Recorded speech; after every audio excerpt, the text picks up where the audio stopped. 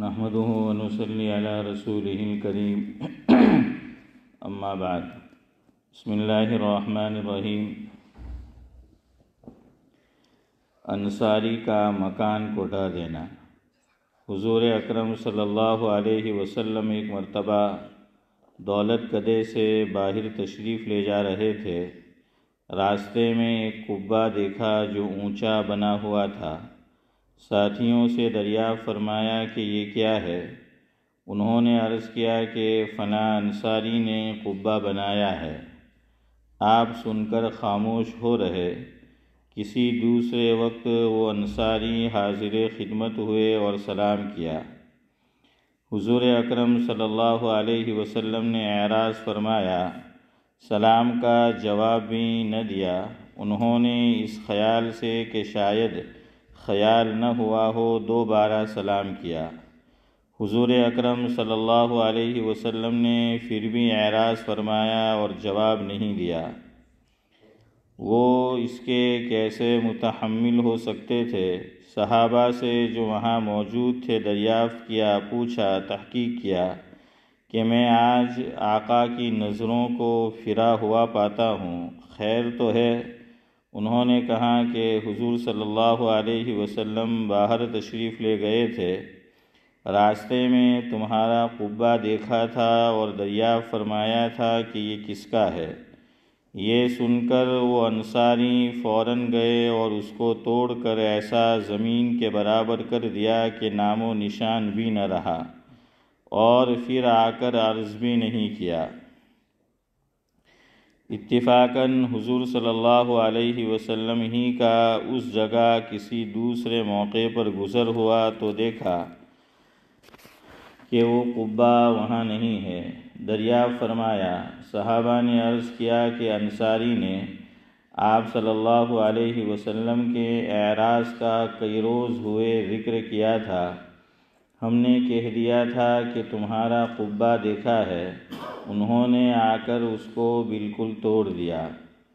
حضور اکرم صلی اللہ علیہ وسلم نے ارشاد فرمایا کہ ہر تعمیر آدمی پر وبال ہے، مگر وہ تعمیر جو سخت ضرورت اور مجبوری کی ہو۔ فائدہ: یہ کمال عشق کی باتیں ہیں۔ ان حضرات کو اس کا تحمل ہی نہیں تھا کہ چہرہ انور کو رنجیدہ دیکھیں، یا کوئی شخص اپنے سے آقا کی گرانی کو محسوس کرے۔ ان صحابی نے قبے کو گرایا اور پھر یہ بھی نہیں کہ گرانے کے بعد جتانے کے طور پر آ کر کہتے کہ آپ کی خوشی کے واسطے گرا دیا، بلکہ جب آقا کا خود ہی اتفاق سے ادھر کو تشریف لے جانا ہوا تو ملاحظہ فرمایا، حضور صلی اللہ علیہ وسلم کو تعمیر میں روپیے کا ضائع کرنا خاص طور سے ناگوار تھا۔ بہت سی احادیث میں اس کا ذکر آیا ہے۔ خود ازواج مطہرات کے مکانات کھجور کی ٹہنیوں کے تھے جن پر ٹاٹ کے پردے پڑے رہتے تھے تاکہ اجنبی نگاہ اندر نہ جا سکے۔ ایک مرتبہ آقا کہیں سفر میں تشریف لے گئے۔ حضرت ام سلمہ رضی اللہ عنہا کو کچھ ثروت حاصل تھی۔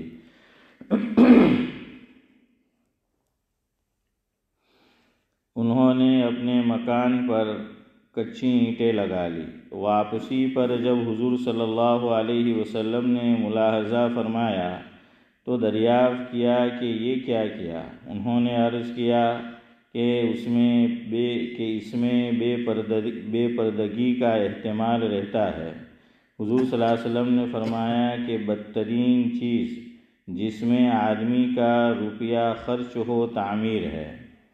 حضرت عبداللہ بن عمرو رضی اللہ عنہ کہتے ہیں کہ ایک مرتبہ میں اور میری والدہ اپنے مکان کی ایک دیوار کو جو خراب ہو گئی تھی درست کر رہے تھے۔ آقا نے ملاحظہ فرمایا اور ارشاد فرمایا کہ موت اس دیوار کے گرنے سے زیادہ قریب ہے۔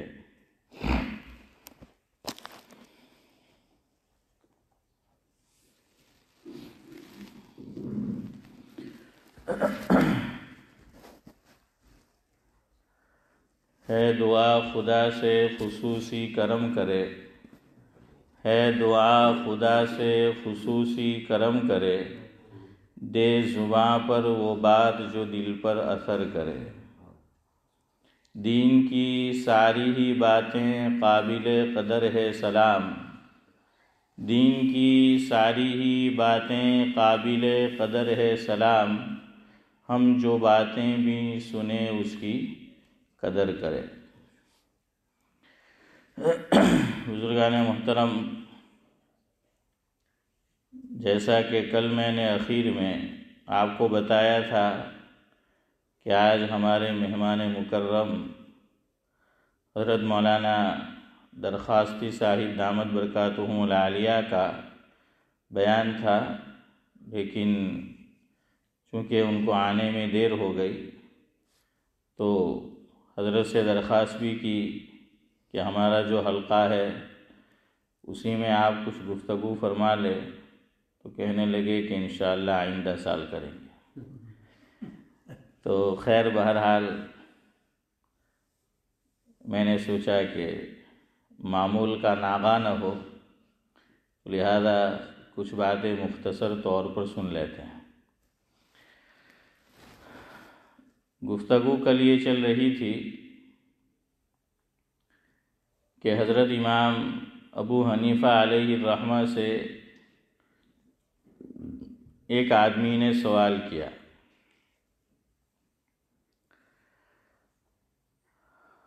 تو آپ علیہ الرحمہ نے اس کے جواب میں فرمایا کہ اہل السنت والجماعت کی 3 نشانی ہے۔ اس نے پوچھا تھا مسح علی الخفین کے بارے میں، سوال کیا تھا؟ مسح علی الخفین کے بارے میں۔ تو حضور نے حضرت امام ابو حنیفہ علیہ الرحمہ نے اس کو جواب میں یہ کہا کہ اہل السنت والجماعت کی 3 نشانی ہیں۔ ویسے اور بھی نشانیاں ہیں، لیکن کل 3 نشانی کیوں بتائی اس کی وجہ میں آپ کو بتا چکا ہوں۔ وہ 3 نشانی کیا بتائی؟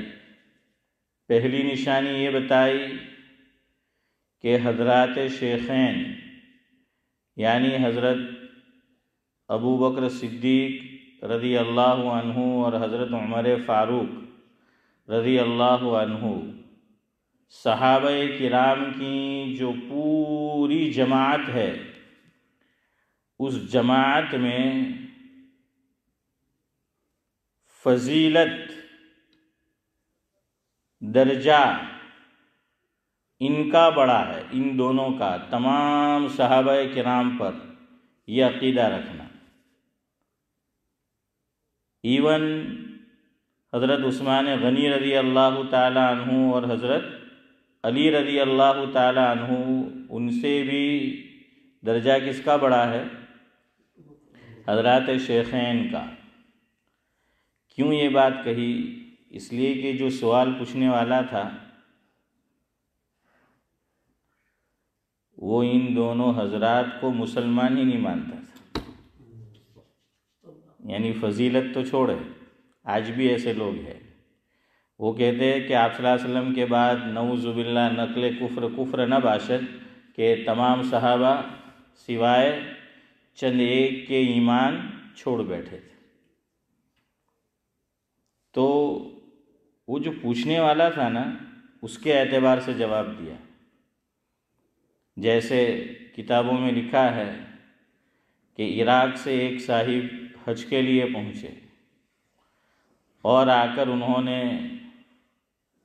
پوچھا غالباً عبداللہ بن عمر رضی اللہ تعالیٰ عنہ یا کسی اور سے کہ احرام کی حالت میں مچھر مارنا کیسا ہے؟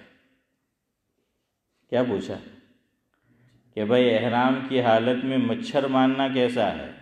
تو انہوں نے جواب نہیں دیا اس کا، یہ کہا کہ کم بختوں پہلے یہ بتاؤ کہ نواسۂ رسول کو شہید کرنا کیسا ہے؟ کربلا کہاں پر؟ ادھر ہی ہے نا، اور وہ وہیں سے آیا تھا اور اسی گروپ، اسی جماعت میں سے تھا کہ جنہوں نے حضرت حسین رضی اللہ تعالیٰ عنہ کو بلا کر دعوت دے کر بلایا اور شہید کیا۔ وہ ایک نظم آپ نے سنی ہوگی، پہلے بہت سنائی جاتی تھی، خاص طور سے محرم الحرام میں۔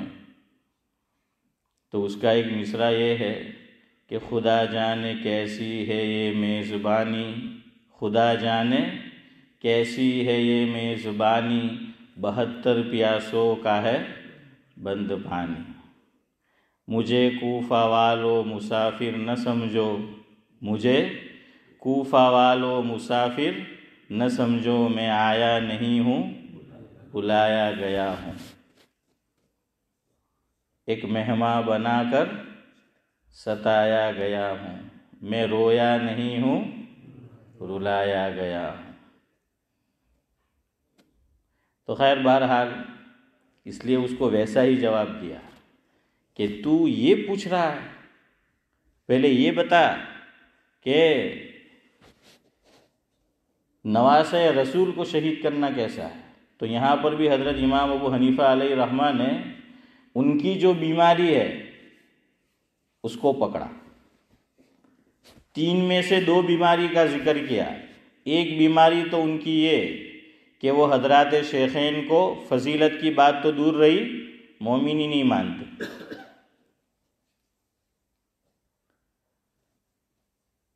دوسری بات یہ فرمائی کہ اہل السنت والجماعت ہونے کی ایک نشانی یہ ہے کہ خفین پر مسح کو جائز سمجھتا ہو۔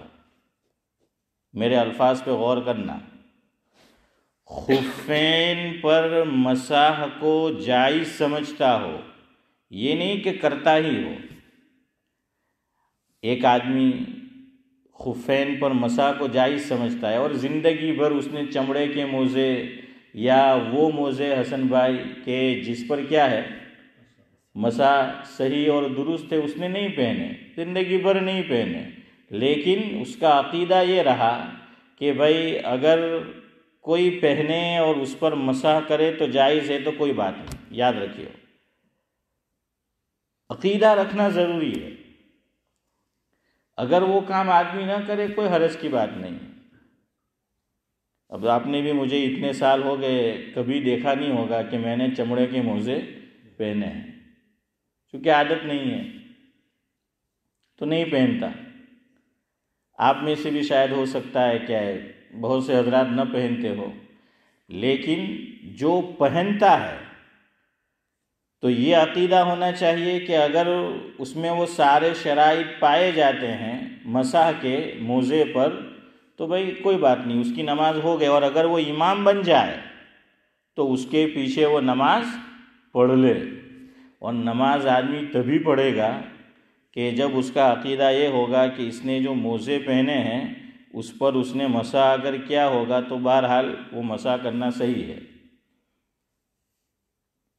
تو مسح علی الخفین، خف کہتے ہیں چمڑے کے موزے کو، اور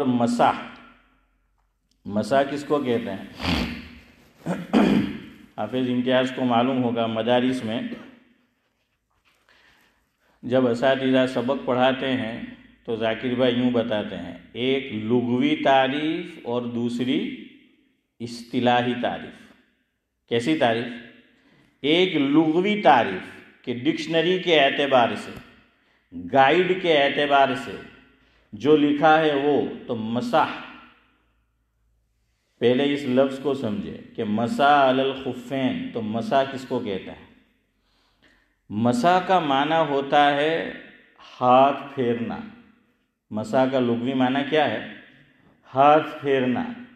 لیکن شریعت کی اصطلاح میں مسح کا معنی ہوگا تر ہاتھ پھیرنا، دونوں میں فرق ہو جائے گا۔ مسح کا لغوی معنی وہ تو ہوگا صرف ہاتھ پھیرنا، چاہے وہ ہینڈ ڈرائی ہو یا کہ وہ ہاتھ کیا ہو، گیلا ہو، اس سے کوئی بحث نہیں ہے، بس یہ کہ ہاتھ پھیرنا مسح کا معنی۔ لیکن شریعت کی اصطلاح میں مسح کہتے ہیں تر ہاتھ کو پھیرنا۔ تر یعنی جاوید بھائی کیا ہے؟ ہاتھ پہ کیا لگا ہو؟ پانی جو ہے وہ لگا ہو، اور لگا ہو تو ایسا ہو کہ ابھی وہ تری محسوس ہو رہی ہو، یہ نہیں کہ وہ ڈرائی ہو گیا، پانی لگ کے ڈرائی ہو گیا، اس کو تر نہیں کہیں گے۔ سمجھ آیا کہ ابھی وہ ہاتھ کیا ہو؟ تر جو ہے ہو۔ یہاں ایک بات سمجھو، وضو کے اندر نورانی بھائی کتنے فرض ہیں؟ ارے یہاں 9 کرو विचार ہیں، کتلا છે؟ 4 وضو کے اندر۔ اس میں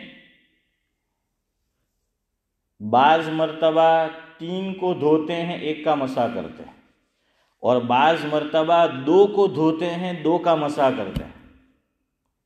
2 کو دھونا، 2 کا مسح، وہ کیسے؟ چہرہ دھونا یہ فرض ہے وضو میں، ہاتھ کوہنیوں سمیت دھونا، یعنی کوہنی کا حصہ بھی کیا ہو؟ اس کو دھونا ہے، سعد اللہ صاحب شامل ہو، تو یہ 2 تو ہر حال میں دھونا فرض ہے۔ لیکن تیسرا جو فرض ہے جو دھونا ہے وہ پاؤں ہے۔ بعض مرتبہ اس کو یعنی بعض مرتبہ کا مطلب پہلی مرتبہ تو دھوئے گا ہی، لیکن بعد میں پھر 24 آورز یا 72 آورز وہ کیا کرتا ہے؟ اس پر مسح کرتا ہے۔ اور چوتھی چیز سر کا مسح ہے، وہ ہمیشہ مسح ہے، اس کو دھونا نہیں ہے۔ مسح اور غسل یہ 2 لفظ یاد رکھیے، ایک کا نام ہے مسح۔ مسح کا لغوی معنی ہے ہاتھ کو پھیرنا، رب کرنا، اور مسح کا اصطلاحی معنی ہے شریعت کی اصطلاح میں تر ہاتھ کو پھیرنا۔ بعض لوگ مسح کو غسل سمجھتے ہیں اور وضو صحیح نہیں ہوتا۔ یہ میں آپ کو بڑی اہم بات بتا رہا ہوں، اگر آپ غور کرے گا، ورنہ بعض مرتبہ جلدی میں ہم وہی غلطی کرتے ہیں جو میں ابھی آپ کو بتانے جا رہا ہوں، اور وہ وضو ہی جو ہے ذاکر بھائی نہیں ہوا تو پھر نماز کیسے ہوگی؟ اس لیے کہ بغیر وضو کے نماز نہیں ہوتی۔ حضور اکرم صلی اللہ علیہ وسلم نے روایت میں فرمایا، جس کا مفہوم یہ ہے کہ مفتاح الصلاۃ الطہور، او کما قال علیہ الصلاۃ والسلام، کہ نماز کی چابی یہ کیا ہے؟ ہاں، جو آپ نے بولا وہ ہے۔ تو بھائی تالا کب کھلے گا؟ ہے جب چابی ہو تب جو ہے وہ تالا کھلے گا۔ تو جب وضو ہوگا اشرف بھائی تو نماز صحیح ہوگی، اور اگر وضو ہی نہیں ہے تو نماز جو ہے وہ صحیح نہیں ہوگی۔ آدمی بعض مرتبہ سروس پہ نماز پڑھنے جاتا ہے، لیسٹر گیا، باٹلی ڈیوزبری یا بلیک برن کہیں گیا اور سروس پہ، تو بعض مرتبہ کیا ہوتا ہے کہ ہم سروس پہ گئے، استنجا چھوٹا بڑا استنجا اس سے فارغ ہوئے، اور پھر وضو کرنا ہے، سنک چھوٹا ہے، اور لوگ بھی کھڑے ہیں جو مسلمان نہیں ہیں، کوئی ہاتھ دھو رہا ہے، کوئی کچھ کر رہا ہے، تو اس وقت آدمی ذرا اندر سے جھجک محسوس کرتا ہے کہ یار میں نے پراپر پورا وضو کیا تو وہ جو سارا نیچے فلور ہے وہ کیا ہو جائے گا؟ گیلا جو ہے وہ ہو جائے گا، اور یہ لوگ میرے بارے میں کیا تصور کریں گے، کیا سوچیں گے، یہ لوگ کیا کہیں گے، یہ سب جو ہے وہ گیلا ہو جائے گا۔ تو آدمی ذرا ڈھیلا ہو جاتا ہے، صالح بھائی کیا ہو جاتا ہے؟ ڈھیلا جو ہے وہ ہو جاتا ہے، اور وہ سوچتا ہے کہ یار چلو ایسا کرتے ہیں، آج وضو کے اندر جو چیزیں سنت ہے وہ چھوڑ دیتے ہیں۔ ایک دوسری بات یاد رکھو، نماز میں کچھ چیزیں فرض ہیں، کچھ چیزیں واجب ہیں، کچھ چیزیں سنت ہے، لیکن وضو کے اندر فرض اور سنت، واجب کچھ نہیں۔ وضو کے اندر واجب ایک بھی نہیں ہے، 4 فرض ہے، اور اس کے علاوہ جو چیزیں ہیں وہ کیا ہے؟ سنت ہے۔ اگر کوئی ایسا کرتا ہے ایسے وقت پہ، یا جیسے حسن بھائی بس ڈرائیور ہے، اب نماز کا وقت ہوا، وہ گئے وہاں پر آفس یا ان کی آفس ہے یا بیٹھنے کا جو بھی ہے، تو مجھے ایک صاحب جو ڈرائیور ہے حسن بھائی بتا رہے تھے کہ آپ کے یہاں یہ سنک چھوٹا ہوتا ہے، تو وہاں بھی آدمی سوچتا ہے کہ یار اور لوگ بھی ہے، اب یہاں وضو کریں گے تو یہ جو ہے وہ گیلا ہو جائے گا۔ تو اگر کوئی سنتوں کو چھوڑ دیتا ہے تیسری بات ہوائی جہاز پلین، اس میں یاد رکھیے وہ تو بہت ہی چھوٹا ہوتا ہے. اللہ کے بندوں وہاں وضو مت کیا کرو. ہاں بعضوں کو یہ بات بھی سمجھ میں نہیں آتی. اب اتنا سا جو ہے وہ سنک ہے اس میں بھی جو ہے وہ وضو کرتے ہیں، اور وہ تو وہاں نیچے پانی جو ہے وہ گرے گا، اور وہ تو ٹوائلٹ ہے. اب آپ کے اور میرے جانے کے بعد اللہ نہ کرے کوئی بوڑھا آدمی آ گیا ہے، کوئی بیمار آدمی آ گیا، مریض جو ہے آ گیا اور گر گیا، تو محمد احمد کہ اپنا باپ نو ہو جائے ٹکٹ نہ پیا میں ہو بلّا نہیں ہو بلّا.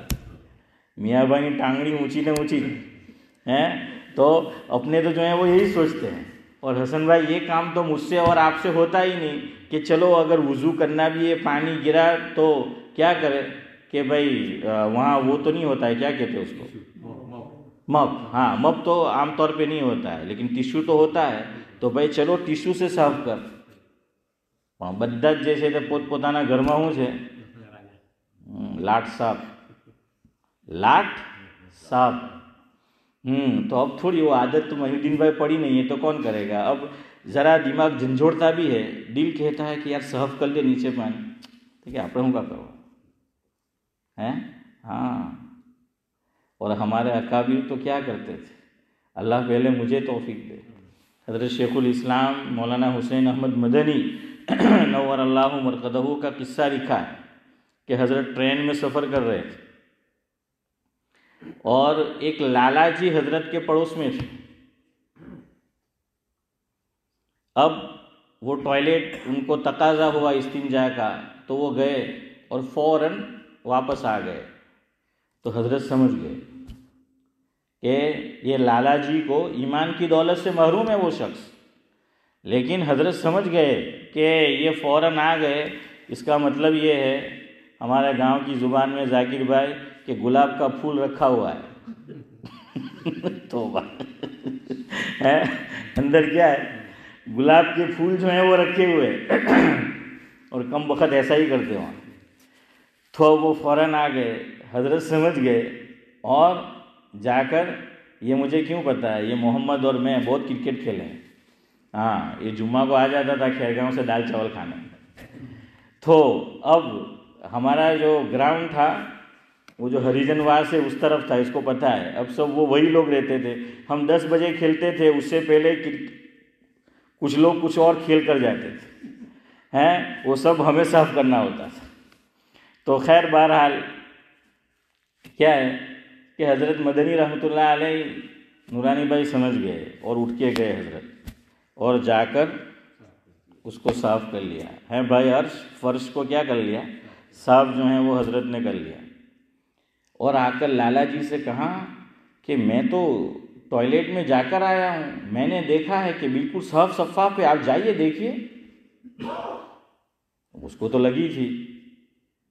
تو اب وہ گئے تو دیکھا، حالانکہ حضرت کو کوئی تقاضا نہیں تھا، وہاں حضرت نے صاف کیا اور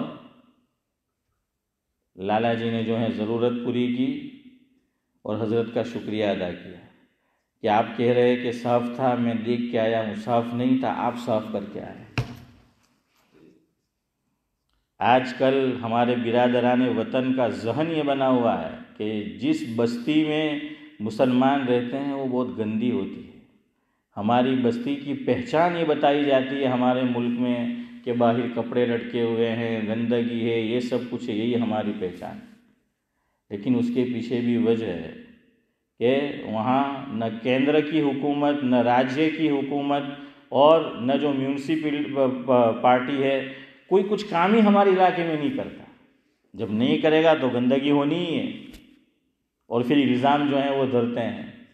تو خیر اس کا بھی ذہن صاف ہوا کہ مسلمان گندا نہیں ہوتا ہے. ہاں تو حضرت نے وہ گندگی صاف نہیں کی، وہ لالا جی کے دماغ کی گندگی بھی صاف کر لی. چلے آج تو حضرت کی بات نہیں ہے، جو ہمارے مہمان ہیں کل انہوں نے حضرت مدنی کا قصہ سنایا، نورانی بھائی بھی تھے کل رات میں حیران رہ گیا. حضرت مدنی کی بات آئی کل گزشتہ حضرت کہ یہ گندگی صاف کرنے والے ہوتے ہیں حسن بھائی، تو ان کے 3 نام ہیں. ان کو بھنگی بھی کہا جاتا ہے، مہتر بھی کہتے ہیں ان کو. جو گندگی صاف کرنے والا ہو، اور تیسرا جمعدار، یہ گندگی صاف کرنے والے کو کہا جاتا ہے۔ تو دارالعلوم دیوبند کا حضرت نے قصہ سنایا کہ دارالعلوم دیوبند میں اس وقت محتمم تھے قاری محمد طیب صاحب رحمۃ اللہ علیہ کے والد حضرت احمد رحمۃ اللہ علیہ، ان کے والد تھے۔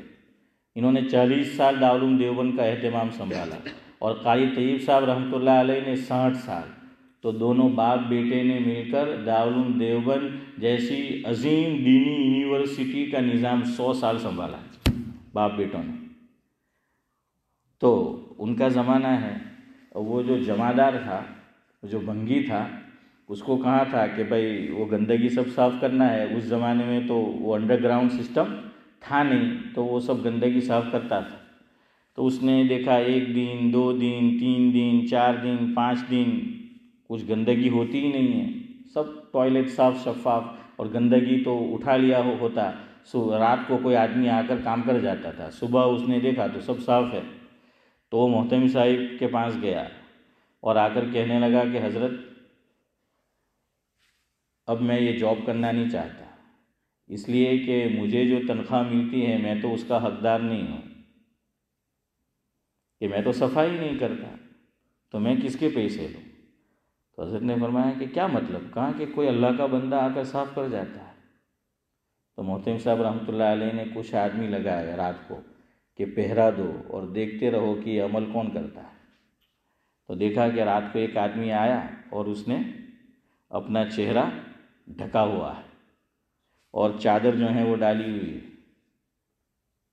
تاکہ پہچانا نہ جائے۔ سب گندگی اس کی صفائی کی اور جانے لگا۔ تو حضرت نے جو پہرا بٹھایا تھا، جن کو کہا تھا، وہ بھی ان کے پیچھے چل دیے کہ یہ کون ہے۔ تو دیکھا تو حضرت اپنے مکان میں تشریف لے، اپنے وقت کا شیخ الاسلام، شیخ الحدیث۔ اب انہوں نے محتمم صاحب کو جا کر بتا دیا کہ حضرت رات میں آ کر گندگی کوئی اور نہیں، حضرت مدنی صاف کرتے ہیں، سب کی گندگی کون صاف کرتا ہے؟ اب یہاں رک کر میں اور آپ اپنا جائزہ بھی لیں، ہم اپنے گریبان میں دیکھیں۔ ہماری مسجد میں ہم جاتے ہیں، کھولا، چاہے انگلش ٹوائلٹ ہو یا انڈین ٹوائلٹ ہو، سعد اللہ صاحب، کہ وہ گندگی بھی نہیں، بس تھوڑی سی اس کا نشان رہ گیا ہے تو ابھی واپس آ جائیں گے، وہ ٹوائلٹ یوز نہیں کریں گے، دوسرے ٹوائلٹ میں جو ہیں وہ جائیں گے۔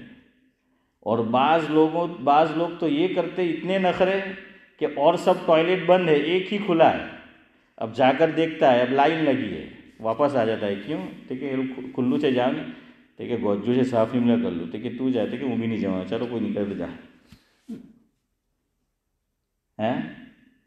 اور کچھ لوگ پھر ڈائریکٹ اوپر تک شکایت پہنچاتے ہیں کہ بھائی تمہاری مسجد کا جو خادم ہے وہ صاف نہیں کرتا۔ ارے بھائی وہ گندگی کر کے گیا، 24/7 تھوڑی وہ کھڑا رہے گا وہاں۔ اب وہ گندگی، اس کا تو جو ٹائم ہے صاف کرنے کا، صفائی کا، وہ اس وقت کرے گا۔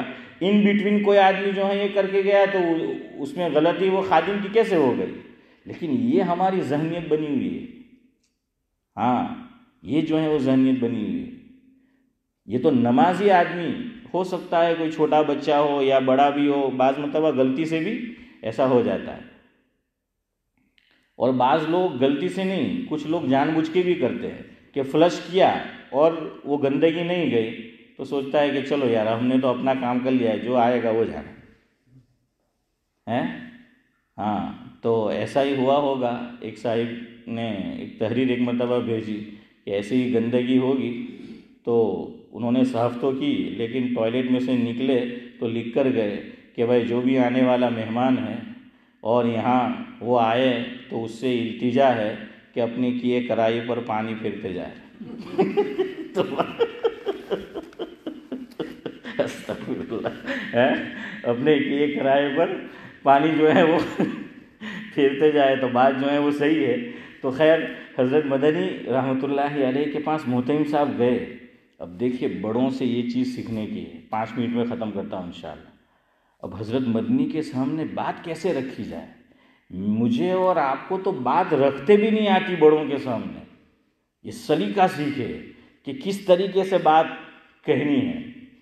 تو محتمم صاحب رحمۃ اللہ علیہ حضرت کے پاس پہنچے اور کہنے لگے کہ حضرت گستاخی معاف، ایک بات آپ سے کہنی ہے کہ آپ نے ایک آدمی کو نوکری سے محروم کر دیا ہے،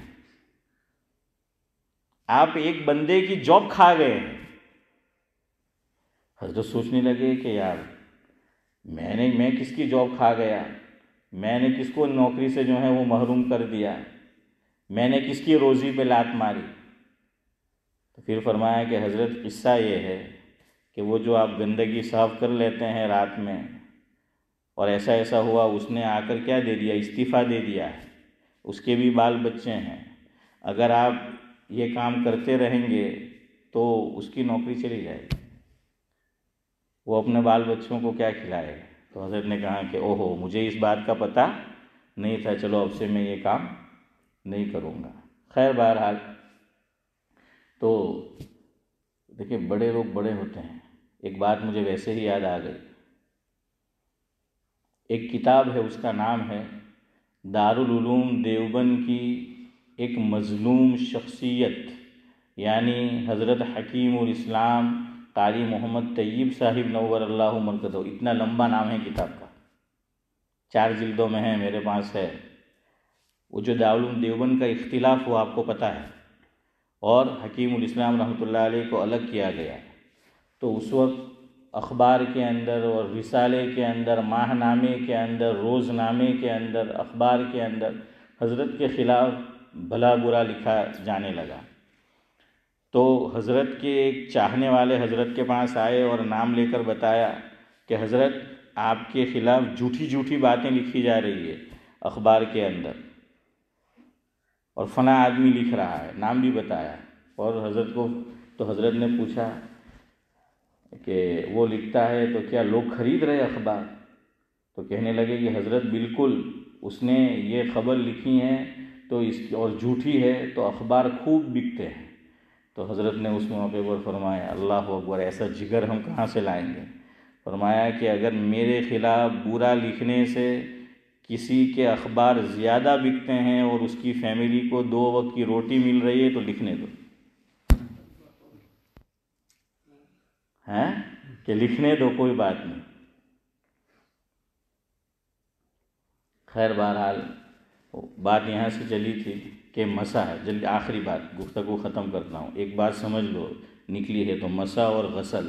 ایک تو چھوٹا سنکھ ہو ہوائی جہاز میں وضو مت کرو، یہاں جاب پہ بس ڈرائیور ہے یا آپ کہیں اور کام کر رہے ہیں جہاں پہ چھوٹا سنکھ ہے یا پھر سروس کے اوپر، تو سنت چھوڑ دو جو وضو میں، ایک کام یہ کرو۔